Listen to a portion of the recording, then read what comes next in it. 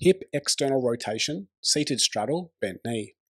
Hip external rotation is often undervalued and undertrained, and yet it helps to increase hip mobility and stability in movements like squats, deadlifts, lunges, step-ups, and more.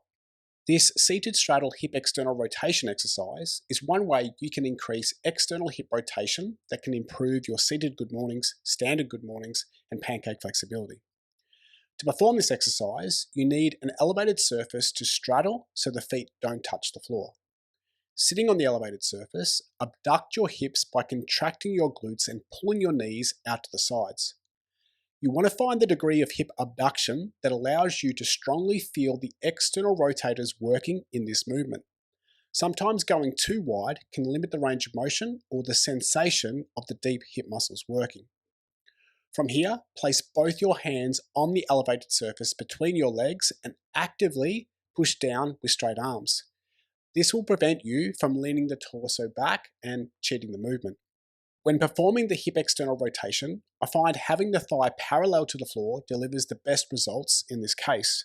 So you want to lift the working leg off the elevated surface so the thigh is parallel to the floor before you externally rotate the upper leg bone in the hip socket. Keeping the knee bent and the hip abducted as you externally rotate the hip as far as possible. It can be helpful to focus on lifting the heel of the foot up towards your hands while also contracting the glute to pull the knee out to the sides. Try to limit torso movement and isolate external hip rotation. Make sure the movement comes from the hip and not from the ankle. Hold the top position for the prescribed time, which can be anywhere from 3 to 30 seconds, before reversing the movement and returning to the starting position. When you first start training this movement, it's not uncommon to experience cramping. Do your best to work through it.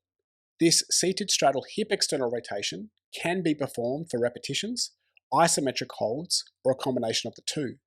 Complete all reps and holds on one side before repeating on the opposite side. If you find this movement easy, you can load it by using ankle weights, but do not sacrifice the range of motion for load. Give it a try and see how you go. If you've got questions, please leave them in the comments. If you found this video helpful, please hit the like button and subscribe to the channel.